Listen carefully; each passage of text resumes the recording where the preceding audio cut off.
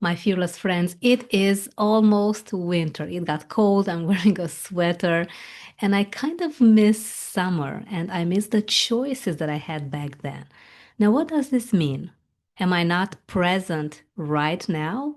Or is it more? Let's talk about this. Let's talk about regret. Let's talk about the fear of changing your profession because there is so much connected to this. We put so much energy and focus on our professional life that it's almost more than a part of us. It is our identity. We sometimes begin introducing ourselves by telling our audience, the person in front of us, what we do professionally. Not who we are, but what we do. Are we human doings now? It could be. So, episode 99 reminding us that we are human beings, not human doings. Having such long, interminable lists of to do items that are simply non realistic. We have forgotten to take a break. We think that not doing anything, having a day off, is just not realistic if we want to build a great career, if we want to build wealth. But I think it is the opposite. And please correct me on this. I think that the more you relax and the more you take breaks, the better your approach and perspective on your next steps is going to be. So, you taking a break, if this makes you feel guilty, it means that there is something that you maybe need to reconsider in the way of you may be doing too much and thinking that the more you do, the more successful you'll be. Let me challenge you and just consider taking a step back, taking breaks, and coming back stronger, recharged, more stronger energy. So, why do we have the fear of changing our profession?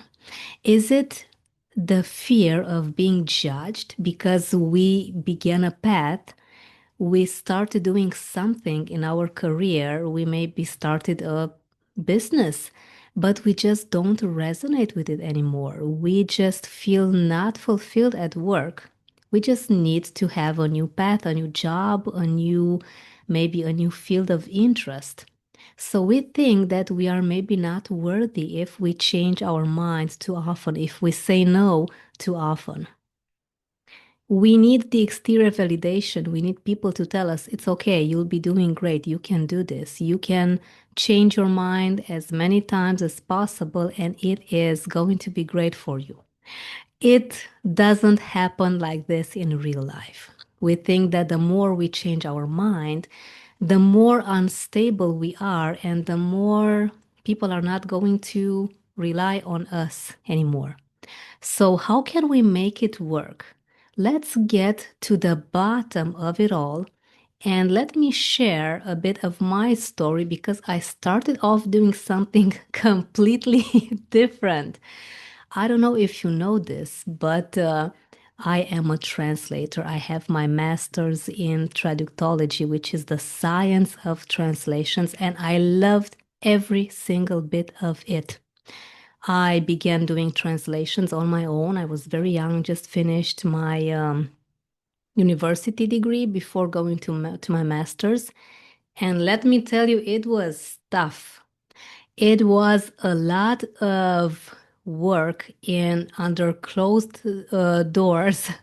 I had to wake up extremely early in the morning and I only had a few hours of sleep because I needed to produce a lot of translations. More than translating documents, I had to take I took what I got from my clients. I had a great collaborator back then, and it was just very tough. And I understood that no, I just don't want to live my life constantly having a laptop in front of me, not talking to anyone, just work, translate continually because I couldn't reach the deadlines. After this, I got a job in a nice American marketing company where I was employed for 8 years and a half. But after 6 months, I felt that something was off. Not only it was robotic, but it was not fulfilling anymore. I saw that it was, again, a lot of demand for not a very great salary, which I was fine with. At least I had a fixed salary. I had some fixed hours. I didn't need to wake up at 5 a.m. every morning and work until midnight each day.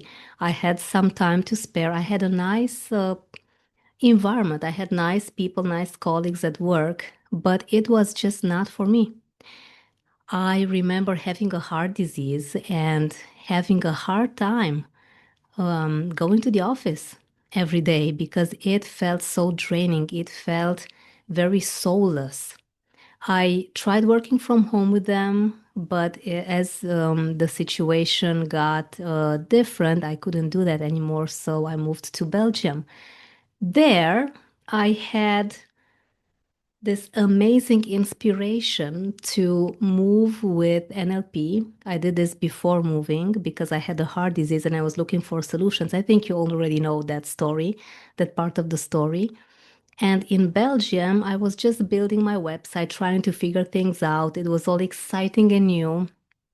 I also found it very challenging and difficult in all ways because it was such a new field to be an NLP trainer, to be a fear specialist, to put it all together, to create videos, to sound natural, to market everything. I just had to learn so much. I'm still learning, of course. It's never going to be enough, but it made me feel more alive.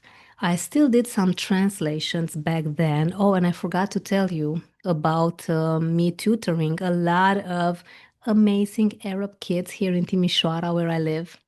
This was during my